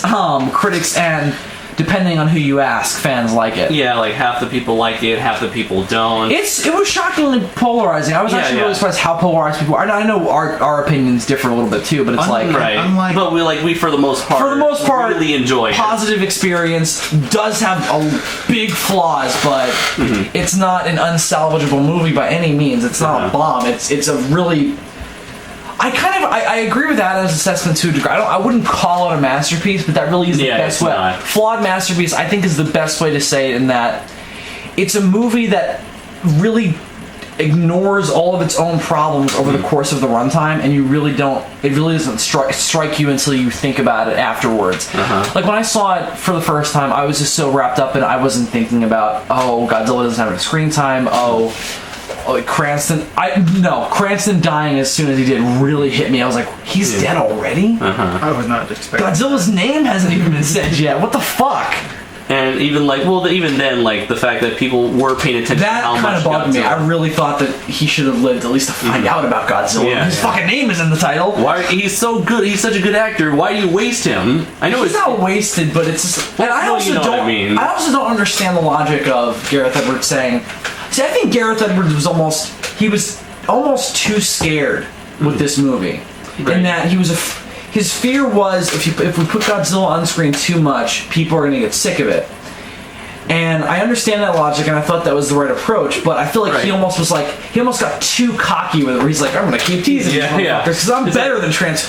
I really could tell the whole movie was like a big fuck you to Transformers. Yeah. Pretty much was the whole movie. I can understand that because like even though all three of us, including David and Adam, fucking love Pacific Rim and loved every single moment of it. It does have that point where it's like I'm not as impressed as I was. Yeah, like it never has that, because that first fight with Knifehead is just so incredible. Especially the first time I saw it in theaters, it's just like, oh my god, I'm seeing a giant monster fight on an American movie screen for the first time in a long time. Yeah. And then the Hong Kong scene. And then the Hong Kong scene is fucking incredible. We had this conversation off Right. And we both disagree to an extent about the ending. You were not a fan of like the last 3 kaijus? It's not bad, but here's the problem that it has that I think Godzilla was able to completely avoid by doing what it did. And I think that this, again, they didn't do it 100% like the way I would do it, but it's a pretty strong way to get around this. That last fight is anticlimactic in comparison to the incredible, insane, fresh and original kaiju fight in Hong Kong. Oh, yeah. And it just doesn't feel, it's not as impressive because it's like, alright, we've seen them fight the giant monsters now, so we know how this works. It's not bad, it's great, but it's not, it doesn't have that same sense of awe. Like, shit. That's where I disagree, but I guess it's just like a taste. But I think Godzilla never loses that. Right, Every that is true. time, I think here's the problem. It happens with the Mutos. Like, once, like, because the Mutos get a lot more screen time than the Big G does. Right. Even then, they kind of shy away from the Mutos' destruction, especially Las Vegas. Because I'm gonna just bring this out right here because I never got the chance to say it in a World War G6. There's a scene where you have the female Muto destroying Las Vegas. Now, Las Vegas is one of the most flashiest, most extravagant cities in the world, possibly. Yeah. I think it would have looked better at night. Exactly. I agree. First, like, why do you want to have a scene take place in Las Vegas in the daytime when clearly it would have been much more appealing at night? Second, it's Las Vegas, and yet you're doing everything off screen. Well, I agree with you to a point. I think that you see enough of it where it's cool, but I also really love that shot in the hotel. Yeah, but it's just like I know that you like shot it. in the hotel. I don't think it's enough to make up for like the potential you could have had for a Las Vegas destruction scene. You still could have had that opening in the hotel, and that just been the beginning. I agree. I think again, I wonder.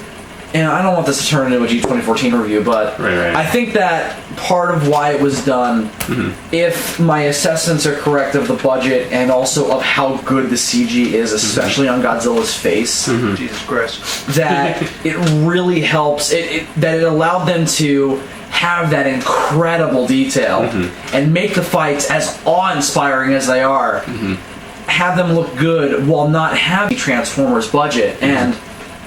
You don't need that with Godzilla. That's part of what makes Godzilla so appealing is that it's able to be that awe-inspiring while not being just a fucking orgasm of explosion. And it can be that. I mean, Teruyuki Nakano made his name off of that in the 70s, but it's way more impressive when it's doing more creative things with the destruction, I feel. But let me just say this again.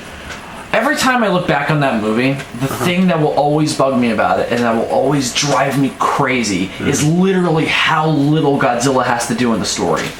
That's what I will always find unforgivable about it. That's the one thing that I will never be able to go, okay, I can see why they did that. No, I just because here's the thing. There's an interesting story there about him. And they just don't get into it because there's so much time spent on Ford and on the Mutos that he's just not given enough time to become the focal point. And I think the reason why, like, I'm not the biggest fan of Ford's character, but I enjoy him. I think he's a passable character. I think he does his job. Yeah, he does enough to make you feel invested. I just don't think he was particularly as great, especially in comparison to Watanabe and yeah, that's the thing. One of the problems I've mentioned before is that the idea is that he's supposed to be this highly trained soldier, and that he doesn't show a lot of emotion because that's what highly trained soldiers are trained not to do. But the problem is they needed flesh that out. Like Doug Walker mentioned this in the sibling rivalry episode over on Tigwatik. They needed just a line explaining that. You just needed a line of dialogue. Yeah. Just flesh him out. Give him some little backstory. See how this character came to be. Explain the fact that he's been trained to stay calm and collected, and then you'll understand why. Because a lot of people see it as him just not even trying to act. And I think that especially in the scene with his family, I found that family dynamic was very convincing. And with I thought that his relationship with his dad was well done too. And I felt like at the end when he reunited with his family, of course, you didn't really see. I liked that they didn't have any dialogue. I thought that was a good idea. Especially since it's like, can we wrap up with the Big G, please? Please, I want to go back to him. I miss him. Can he walk off into the ocean now? But the music from the end of Terror of Mechagodzilla, that would have been awesome. It was pretty close to that. I mean, I think the comparison point is more to Guardian of the Universe. Its ending theme. Dun, dun, dun, dun. I thought it was very similar to that. Also, an advantage of, I just want to point out, an advantage to recording this all together, we can finally sing in sync. Right, yeah, exactly. And there's no Skype cutout. They can sing and sing. And Dylan is so happy about that. Yeah, so, We all yeah. so excited. So a lot of people were upset that there wasn't enough of Godzilla. That's Yeah, pretty much like everyone's biggest complaint. But especially- mine was the story more than it was the screen time. Yeah, but that like, was definitely Some part people of were it. measuring it out like, this is how much he's in it. This is how much he was in 54. The difference, but in 54, It's a shorter movie. well, that's a big thing. But more than that, 54 doesn't. I don't know. It's just like I just think that it's like just give him more to do in the story, and I will stop complaining about the screen time. You know what I mean? It's like The thing that 54 does so well, and probably one of the reasons why it's the best, and something that I don't think everybody's ever been able to really duplicate, including Edwards at this point, is balancing the Godzilla and the human elements I agree. to such a perfect degree. I think that this movie was the opposite. Like 98. I mean 98. The monster had a lot less screen time than the people did as well, but the people were so boring and just so completely bland and uninteresting that it was even more unbalanced. But even then, the monster stuff, as non-Godzilla as it was more interesting than them. And I'm not saying that's not the case in the Edwards movie, but the human stuff is more developed. The relationship with Ford and his father and that family is so incredibly well developed and well constructed that what happens is that while the monster stuff is interesting, it's not as well thought out. The Muto's life cycle completely falls apart if you find out what it's supposed to be. Yeah. Because here's the thing. Unless it's like one of those things where it's like evolution has given it a way to have multiple forms of giving birth, Which is fine. It's possible. There are organisms that do this. There are also some organisms, especially in the plant kingdom, that go through like phases. Like this generation will be asexual, and then this generation will be sexual. Right, and it's an extinct species that went extinct for a reason. So yeah. it's fine that like their reproductive cycle is The problem is that inconsistent. they don't do a good enough job explaining it in the movie. It's one of the major reasons to read Art of Destruction. But here's the thing, though. I think the explanation of Art of Destruction is less interesting than what's in the movie. I just think what's in the movie needs to be more well explained. Because for those of you who haven't read, Dylan explained what how the Mutos and Godzilla connect based on what Edward says. In Art of Destruction, the Mutos. Sorry. Phone drop. Basically, the life cycle that Gareth Edwards and the other guy whose name I forget came up with for the Mutos was that they basically have like a chestburster relationship with the Godzillas. Right. They will lure a Godzilla, then they will work together to kill it, and then they will plant their seed. Which is in the movie in the beginning with that corpse. Should we just call them the Godzillosauruses? Well, no, because in this continuity he's not a mutant, so Right, they're but- technically already gods or Gojiras. Gojiras. Gojirus. We call them Gojiras. Gojirus. Gojiras.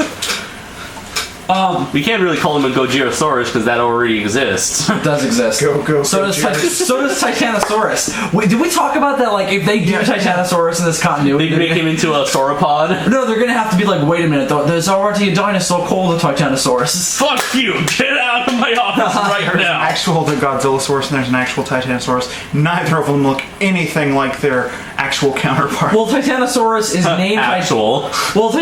the real animal, right? Well, the Titanosaurus thing is like they call them that as a reference to that, but more so because it's fucking gigantic. But It's like the biggest like sauropod that they've ever found. And then the Godzillasaurus is just like a big ass like raptor looking thing. yeah, it looks a little bit more like Godzilla than the Titanosaurus does like Titanosaurus. Yeah, the only thing that the Titanosaurus has going as far as looking like Titanosaurus is the long neck. What was really cool To is show a Titanosaurus has What's sort of a really- long neck going. Right. What was really cool is a long time ago I found a fan art where someone just combined the movie Titanosaurus and real life Titanosaurus. That's interesting. That sounds bizarre. It does. I think I've seen this before. I do like. See, if you're gonna make anybody look more like a real dinosaur, I think Titanosaurus is the one to do it with. Here we go. Yeah, I've seen that before. It's actually kind of cool looking, but it looks more like the giant. I've seen that. It more looks more like the giant behemoth than it does the Titanosaurus. Yeah, just give him a little aquatic fins, back fins and spines. If he's able to raise up on his legs, that'd be fine. You know what I mean, like Gamera can. Yeah, I guess so. I think I talked about this in World War G, but I want to mention it again because World War G, a lot of shit happened, so we didn't really get to focus on a lot of things. Shit just happens. Also, let me announce this here before I forget. People have been asking me when I'm going to do my spoiler review. The reason why I didn't do it when I said I was going to was because I thought I really because I did a bunch of group reviews where there were spoilers. So here's what I'm doing. I'm waiting until the DVD comes out and I have the director's cut and the theatrical cut. And I'm going to do 2 Godzilla Paloozas on them. Godzilla Palooza addendums, and do both the theatrical cut, do a spoiler analysis, and then do the director's cut, do a spoiler analysis, and do it really comprehensively and just mind-numbingly in depth. And just do everything, just cover every frame, and just overanalyze the shit out of it. What works, what doesn't work, does it achieve what it should have achieved, all that stuff. But the thought I had, I think I said this from World War G, was they turned Godzilla, at least aesthetically and his place in the story, into a lot more like Heisei Gamera than Heisei Godzilla, or really any other version of Godzilla. And especially with his relationship with the monster, though, because Gamera wakes up because the Gauss wake up. Yeah. Godzilla wakes up, or doesn't wake up, but he returns to the surface because the Mutos wake up. Right. And that's a lot closer to the Heisei Gamera then. And also, and this is a little bit more romantically described than it actually means, is he's a warrior for nature. And that's what Gamera was in the Heisei series. He was a warrior for Atlantis and a warrior for humanity. And a lot of, and to go back to the point about the Mutos, in the movie, that's not really the case. The fact that they use echolocation to attract Godzilla to lay their eggs. What's more going on is that Godzilla listens in, and the idea is that Godzilla, at least this is what I inferred from it, is that Godzilla kills them not to feed, but on pure instinct. Yeah, like how cats and dogs are always at each other's throats. Or more than that, cats kill birds but don't eat them. Oh yeah, they usually like grab them and just like, hey, look what I did. Right. Well, more than that, I did this. Cats catch mice and then play with them to death. Well, it's instinct. It's like they do it on pure instinct, and I think that's what's going on with Godzilla. And also, Godzilla seems to be more of a creature of instinct in this version, because when he destroys a city in this continuity, it's not just for the sake of doing it. He does it to get to something. Yeah, he's not like, I'm gonna step on your house, bitch. Well, that's kind of like Heisei, like the second half of Heisei Godzilla. You know, like but again, I think it's closer to Gamera because that's what Gamera was in the first movie, and then more so in Iris when he just fucking annihilates people. Like, I don't give a shit what's going on. But the thing is, strangely enough, while I say Gamera doesn't mind collateral damage, he does actually go out of his way to protect people. I have no idea why, but he does. It's so weird. It's like, you know, he's destroying the entire city of Shibuya. Kills thousands of people. Oh, wait, protects one kid. Yeah, it's like... Oh, I almost stepped on a child there. Shit, what was that? Also, it's kind of weird. Like, this is the same Gamera who got stabbed a bunch of times just to save a bunch of helicopter people.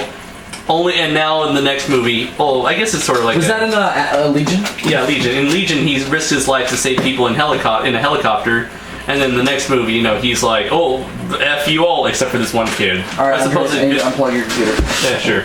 I guess it's like, some sort of weird thing that happened to Gamera between movies where he just stopped. If this movie had been Gamera 2014 instead of Godzilla 2014, he would have stopped at the bridge and escorted the school buses to the other side. Well, my point is that I like the version that's presented and what I inferred from the movie better for this reason. The purpose of Godzilla in this continuity is nature's wrath, that nature has power over man no matter how advanced we become. Yeah. That's represented by Godzilla's ability to survive the H-bomb. Yeah. Though I'll get to this in a second, but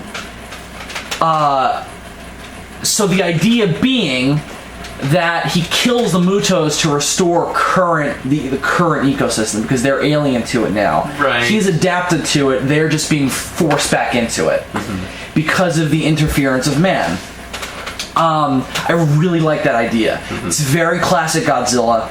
Of course, the mutation thing has always been a big part of it, but it's like that is the core thing. Yeah, and the core thing is retained, and that's what was important to me. I was still pissed about the mutation thing, but because that was retained, I didn't really care. I quickly got over it because, after seeing the movie, because the whole mutation thing adds a huge level of tragedy to the character of Godzilla himself. That's what I missed from it, was it gave Godzilla more of a personal stake. Yeah, however, I did notice there still had a sense of tragedy with Godzilla, especially when you see him being just buried by that building. And then he looks at Ford. Yeah, it just shows that this is a creature who is lost in time. Right, well... This is no longer his kingdom. It is a completely new world that he is not adjusted to. He was never meant to be. He's also portrayed as being very lonely. Right. And I think it's an interesting parallel between him and the Mutos, where he's alone fighting two mates. Mm-hmm. And, he is this lonely creature. Gareth Edwards described him, but before the movie came out, as the monster last samurai. He's the last of his kind, this ancient warrior for nature, for his kingdom. Which is why I'm so glad they put in the King of the Monsters thing, because it's very fitting for this version of Godzilla as the apex predator. So I thought that was cool. But anyway, so I really think that inserting that thing with the Mutos attracting him really kind of detracts from that, because he feels like an unwilling party. You know what I mean? Mm-hmm. It feels like he's being led along on a string. Yeah, like maybe we could have had some. I know this would have gone against the whole we can't show a lot of him style of shooting him, but just have a scene of him listening to the echolocation, just say, all right, here we go. Here's what they should have done, and Godzilla movies have done this for ages. Mm-hmm. Have Bryan Cranston actually listen in on the Mutos. Could have done this two ways. One of them goes with what you're implying that I'm going to say, and then another way which would have gone more with what Edwards was doing. Mm-hmm. First way, Edwards, Cranston, Joe Brody actually hears the echolocation, not just sees it on a graph. Mm-hmm. And then, once he's listening to it, cut to an underwater shot, zoom in on this dark thing that looks like a rock, zoom in, eye opens up. Mm-hmm. That's very classic Godzilla. But what that does against it would have felt alien to the rest of the movie, because the rest of the movie is all from Ford's point of view, or from one of the characters. It was Sarazawa, Major Stantz, or Admiral Stantz, L, Sam. There's always a point of view. And what you could do then to fix this, and they almost do it, but they end up turning it to the Muto, is have Godzilla wreck some shit and don't show it, showing that he's woken up and he's coming. Mm-hmm. And the closest he gets to doing something like that is the bridge and those Navy ships whenever he rises out of the water, but the Navy ships just conveniently slip off his back. Very clear people died in that, though. People fell off. But they don't show it. Right. What they should have done, because this would look badass, and this is why a little bit more Hawaii footage would have been nice. Yeah. I mean, at least we see that a lot of people die in Hawaii, and clearly a lot of people die on the bridge. But Boomer did not live. Boomer did live. No, remember Boomer always lives. He left. Adam and I both did that in the theater. Boomer will. What about Boomer? Boomer will live. But remember, we're just gonna. No, that dog's dead. I'm kidding. That dog's dead. Only like that. That's the mother, child, the mother, father, and the child. Inexplicably, that class would be gone. Yeah, they just left into that. It's fine, never mind. Just cover the lore. They just left into that little conveniently went into this little closed off coffee shop, and then it's everyone else whoosh. Very underwater. That shows how much of a pussy that dog is. On Independence Day, survived a wave of fire. This dog in water was enough to get him. I'm pretty sure that family died because you could start to see the window cracking. Maybe he just didn't want to show it, but it still was a little weird. Also, I'm pretty sure that window would have cracked a lot. But it also goes with the point of view thing. Those are characters that were introduced. Yeah. It's still kind of weird that here's a dog. Oh no, he's stuck to a tree. Oh look, he's free now. Wouldn't he snap his own neck before he got free? Oh no, this family. Oh, guess what? No. They're free. Even better. Kind of took me out of the movie a little bit. Even better. The dog's leash is pulling on him. Did that dog snap the tree in half? What the fuck happened? Super dog. It's fucking crypto. Why did he fly away then? He can't survive water. Oh no, water. My kryptonite. Superman's is kryptonite. Mine's just water. Oh no, you found my weakness. Water. H2O. Small water and small knives. And bullets. And bullets. Also, anything that can kill anybody else, pretty much. Hydrogen oxide. You mean water? Oh, the brain-eating amoeba, my kryptonite. Because they almost do it where after the idea of Godzilla arriving to stop the Mutos has been introduced, there's a scene where Admiral Stantz goes, "We just lost a Russian sub in the North Pacific." I'm like, "Oh, Godzilla's coming."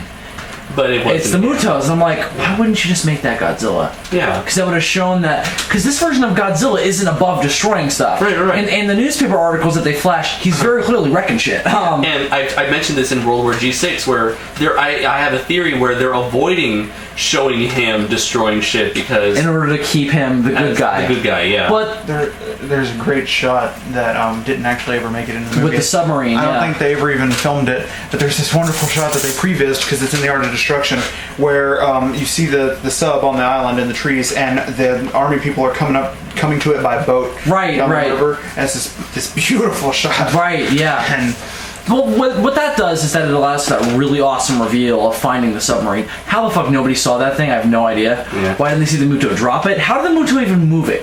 It's the male Muto. It's not that big. It's like the submarine's about its size. Yeah. Although you know what, it is able to move Godzilla later in the movie though. Oh, yeah, trying to drag him. Clearly, the Mutos have a sort of insect-like design, and insects are known for being able to lift. True. He The does arthropods. It's very true. That bro, do you even lift? Yeah, I do actually. Yeah, lift a nuclear submarine. Oh, what'd you lift recently? Box. I Andres' luggage. I picked up my pencil. But This Oh, good for you. But I think that would have been good, like, have it be where it's like as soon as the Muto wakes up, somebody comes like, Dr. Serizawa, there's a sub missing in the Pacific. Is it this thing? He's like, no, it is something else. Something else. It is good. Sorry, what was that? I will tell you later. It's good. Him and Batman just have an argument. Technically they did, because Ken Watanabe was the... Rain, what are you doing here? Yeah, well, I can't really understand what you guys are saying. We call him Gojira. Gojira. I'm Ra's al Ghul. You are not prepared to be the king of the monsters. Are you Ra's al Ghul or are you Ra's al Ghul? Make up your damn mind. That is the question. Why do you do this, Andres? You pulled it out. I didn't do anything. Whoa, what's Andres pulling out? here's a question. We're on audio, details. Details matter, and we're in person. Anything could happen. Do you think it is possible for them to actually Fiction's away. have for the sequels, to have shots of Godzilla without any human characters interacting with him whatsoever, just focus on Godzilla, just I hope so. being Godzilla? I hope so. I want that. Because we've had that a lot of times in Title character, man. yeah, but yeah, On screen. we never have that in this movie where it's like we did a whenever little bit with the fight later on. Yeah, it's true, but it always But they do always pen. It's like, just give me one shot. Just give me one scene. Just all him. Yeah, just go 5 minutes. The best one of that is when he's fighting the male Muto one-on-one. Yeah, they do that a little bit. Not in Hawaii, but later on when he tail swaps twice. Yeah, we get that really good shot of Godzilla just like, The great thing. I don't approve of this sexual relationship. The great thing about all those old Godzilla fights is just how freaking awesome they look. I know. It's like, show me it. When you do the sequel and he's fighting a giant mutant sailboat or whatever he fights, Sperm whales. just show it to me. I know. I said this to you, and I know you agree with me. They need to open with a fight. I think that's the best thing to do. Yeah. They really ought to open. Just a brief one. Give us Talagon. Just throw a Talagon. Put a Talagon in there. And it doesn't even have to be like open with news footage of Godzilla just fucking up a kaiju. I'm not sure about news footage because a lot of people were pissed off about the news, everything being But shown. I don't think they showed enough of that. And here's why. Because those brief news flashes give you so much more context for the universe and what's going on. True, yeah. And I want to know how people were reacting. Again, I also said that they need to open with a bunch of interviews of people going, how do you feel about Godzilla? Do you think he's a menace or an ally? They could You totally- need to open with that. And then you have Godzilla, friend or foe? J. Jonah Jameson. He's a menace! I want pictures of Godzilla. If he doesn't want to be famous, I'm going to make him infamous. It's J.K. Simmons. Parker! Well, that happens in the Marvel Godzilla series. J.J. Jameson's like, I want pictures of Godzilla. Where's Parker? Something with his aunt. Get Godzilla! Hey, Godzilla, stop destroying the city! I love when Godzilla's like, this guy's a main character. I can't kill him. He's full of hot air, so I'm gonna blow some hot air on him. That was clever, but it was like, why did he choose to only blow hot air on this motherfucker? I would love if they started the next movie with a fight, but also give you a chance to like give some update information on like what's been going on in the universe. Like, say you do it this way, hypothetically. Let's say that in this next movie they establish their own kind of sort of version of G-Force, which is kind of like what Monarch was. Well, Monarch is that anyway, but it's not a military organization. I imagine they'll do that in the next movie with Godzilla having returned. They'll have to have some sort of new organization, or just give make Monarch something else, or whatever. True. Maybe make Monarch more militaristic and scientific. Anti-Megasaurus. They establish their own version of G-Force. Let's just say, for the sake of argument, that Ford is now in this team because of his experiences in the last That would make sense, yeah. Let's say you open the movie, there's another fight going on between Godzilla and whatever he's fighting. Yeah. You actually show it, but you also cut to like Ford like handling the situation like at the same time. You cut backwards and forwards. Garrett Edwards can get all the shit out of the way in the first 10 minutes, and then we can focus on... Explain what's been going on in the universe in that way, and then just give us non-stop fucking... I really think the next movie needs to get away from the formula that this movie establishes. Right, because now we know Godzilla. We've seen They need to do a world-building movie, because I think that's part of the problem with a lot of classic Godzilla movies, is they're very formulaic, and they don't really do a lot of... That didn't happen until Heisei. Heisei does a lot of world-building. For God's sakes, Edwards, even Transformers has been world-building recently. Yeah, so I think that in the sequel, they really need to focus on that. Even if it involved a whole lot of retconning. A lot of bullshit, but at least it did it. And I mean, we're acting like, oh, they did a sequel and it didn't do this, but I hope that based on interviews, it's been like, oh, we're going to just show the same amount of restraint. It's like, no, you did that already.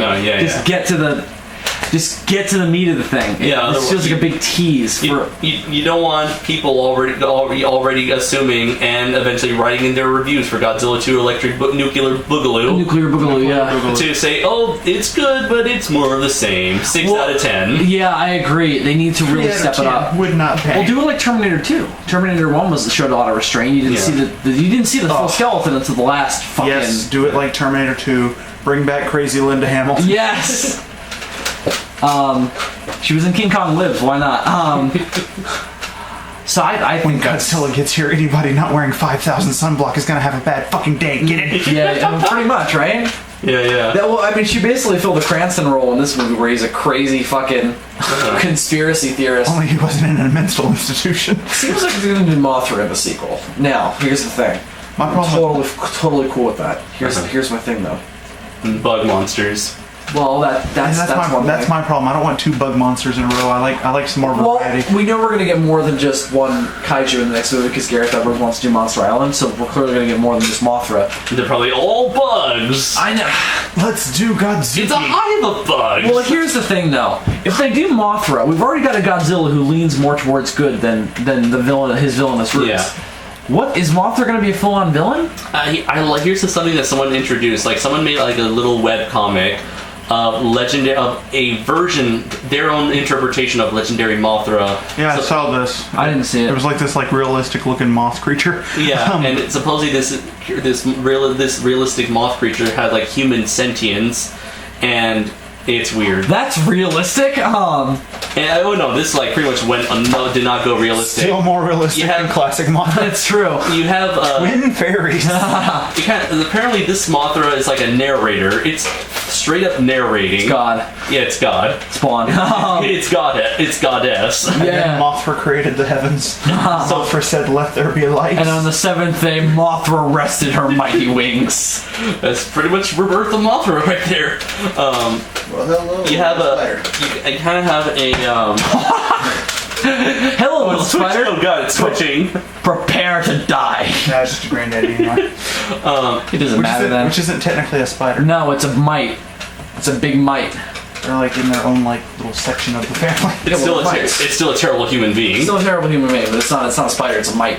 It's not a mite anymore. It's just mush. Well done. It's extremely poisonous, but it can't bite you. because They are very poisonous, but they can't. Yeah. they have no fangs. Exactly. You can kill somebody with it though, because you can dissolve it in their drink. That's. I wasn't just making that noise for the sake of making that noise. I'm sure just looking at me like, What the fuck? what is he doing? Okay, so in this webcomic, What did he say?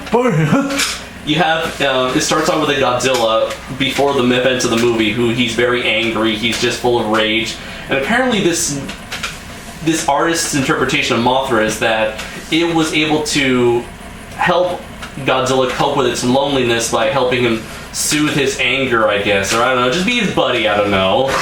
They're hanging out. They're going to the pub. You know. Hey man, Friends with benefits. sad, get glad.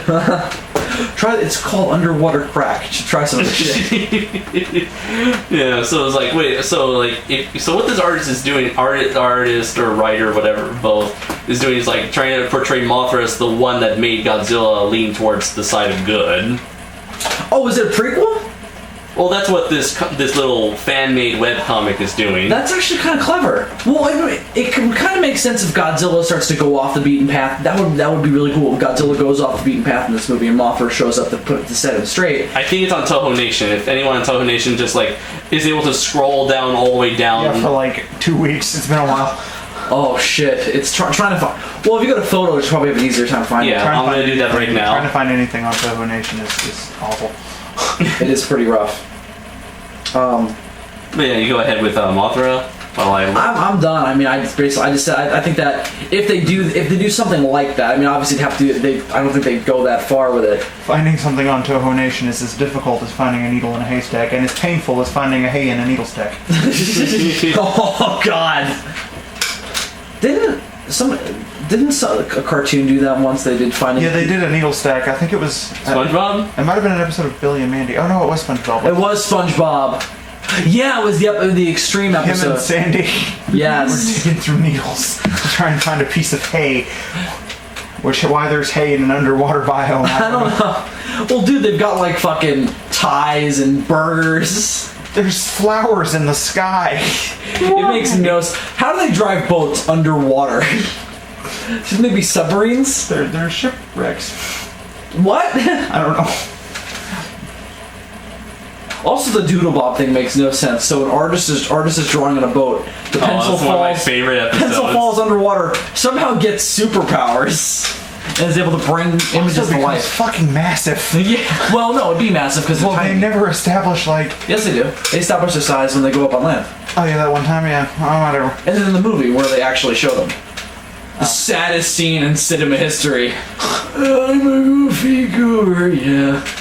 And then the death of Wasn't there an SpongeBob. episode where like a human had SpongeBob and was like using him to wash? Yeah, that was the episode where he was sick. That was one of the very first episodes. It was an early episode. The Suds.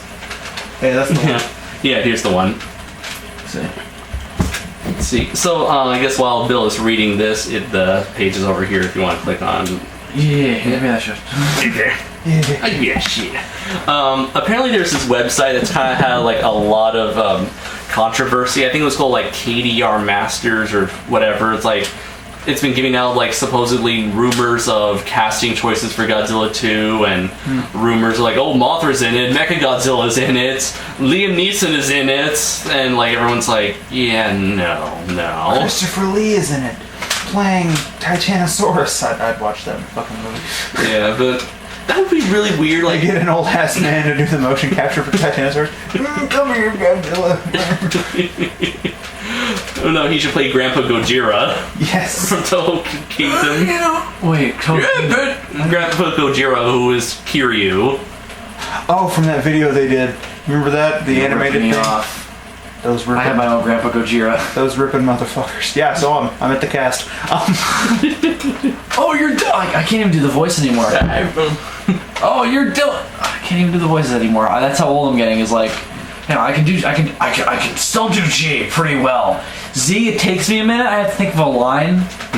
Oh my, aren't you guys just the greatest? MG is just my voice, BG is G's voice, G2K is like, hey man, how's it going? He's like the surfer dude. Yeah. And then Radical. and then Gamera, you know, he talks like this. He talks very like, you know, like, hey guys, how's it going? Yeah. What kind of kaiju would you? I don't know why I'm asking this, but what kind of kaiju do you think would go fit like a Ray Romano kind of voice? Why is Godzilla and Mothra like sexually attracted to each other? I don't think that's I don't think that's the point that they're trying to get across. I think that's just you going there. Your mind's just wandering there. That's what I got from it. Yeah, I like that. That's cool. Wait, did you saw the other picture? Yeah, I saw it. Oh, Cool. all right. It's cool. They're gonna have awful little lizard moth babies. Ugh, it's like that scene in fucking Monster Island Buddies. Or the whatever Shrek movie it is, where it's like, oh look, unholy half donkey, half dragon babies. Oh. Hang on, you guys keep going. I'll be right back. Yeah.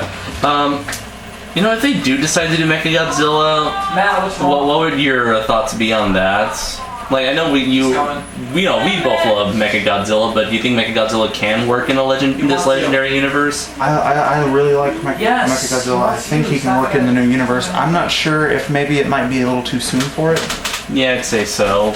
Yeah, they're gonna build a robot in however many years. Unless it doesn't come out until like 2018, that would work. Or unless they set it a few more years in the future from not real time, but Some weirder things. Like, unless they do that, I would say wait till at least 3 because it just seems a little early. Yeah, like I would expect something more realistic, like just like a more tank-like human, like more humanoid robot like Mogira. Because it never sat well with me that in Heisei Mogira was the newer robot than Mechagodzilla. Yeah. This is a piece of shit. I'm like, this is obviously a prototype. You're saying that about me, are you? I'm saying that. That's right. I'm gonna roll myself out here. I don't want to be hindered on you guys. I just want to go. I just want to be a part of. Oh God! I play Save the Earth and I'm like, this should be the prototype. Mogira. Intergalactic. I wonder whose voice. I wonder who did the like in the universe of Godzilla. Who was like, I have to be the voice of Mogira. Mogira. It's like, oh, I want you to sit in front of this mic, and this it's gonna make this sound, and it's gonna terrify Godzilla. Really? What do you want me to sound intimidating? No, I want you to sound like a fucking pussy ass robot, like C-3PO. Mogira, that's it. Put that shit in the giant robot. C-3PO. Oh my. Oh my goodness. There's a giant monster eating my insides. We're being boarded from the rear. No, that's Sulu. But It could be both, you know, Bill. It could be both. But I originally got the line "We're being boarded from the rear" from the Family Guy Star Wars parody. Oh yeah. Quagmire as C-3PO is like, "We're being boarded from the rear, and not the fun kind of boarded from the rear." Yeah, I can see like Mechagodzilla working as a third movie because I can see like humankind. If Godzilla does continue to be the hero of this series, I can see that humankind like having like a growing respect for Godzilla to the point where they would want to model their robot after them. Yeah. Yeah. Well, let's get off 2014 because we're gonna wrap up in a few minutes. Okay. And there's one more thing I want to cover. Holy shit, this episode was long. Whatever. It's the first one. So this is probably going to be the only podcast we do before we go to G-Fest. Yeah. Well, no, we're going to do one in the car. Maybe we should save like G-Fest hopes for the car trip. Yeah. Like for tomorrow, we're going to be doing the commentary. We're doing the commentary. Let's plays. We're going to do a couple Let's Plays. So yeah, that's about it. We'll do a couple. Yeah, that's about it. We're just gonna do shit. We're just gonna do shit. So tomorrow's gonna be a busy day because we gotta get ready for the trip. I have to pack. Yeah. Oh, we've already done our. Yeah, you guys are fine. I gotta pick up my car. Yeah. Make sure it's drivable. And we'll have to do all that. But we'll do the commentary. We'll do a couple Let's Plays. But otherwise, yeah, pretty successful day one, boys. Pretty successful. Night one, day one, whatever you want to call it. But anyway, so this isn't the end. This is only part one of the current SOS Network miniseries, Dylan and Bill's Road Trip to G-Fest, kind of, sort of, featuring Andres Perez. So be sure to follow us for the next couple days as we post more and more content building up to G-Fest, and then from G-Fest itself, including commentaries, vlogs, should be at least one more full podcast. And then a couple of other things. Did I mention the Apes review? I think I mentioned that. Yeah. The Apes review. That's not really under the road trip. Well, I mean, it'll be in the same context, but it won't be under it won't be under the banner, but it'll be in that series. I'll put it in the same playlist. Are we going? No. Yeah, I was gonna say, are we going to go to the midnight premiere? But it's like, no. It's by Thursday. We're gonna be tired. No, are you crazy? Yeah. We're picking up our registration. Yeah. No way. I think we're gonna have to do that Friday. The email said Friday. Which I gotta print that out too. Remind me tomorrow. I gotta print that out. PayPal they're receipts. doing- Yes. I got it in my. Because all they're doing on Thursday. I need mine though, because we didn't file under the same name. The thing actually starts Friday. All they're doing on Thursday is a bunch of movie screenings. Which we might go to, depending on how dead we are, because we're going to drive in 14 hours. So we'll see. We'll see what happens. We're gonna miss. Yeah, you might have the chance to see Gondo on screen. I know. It's gonna be big.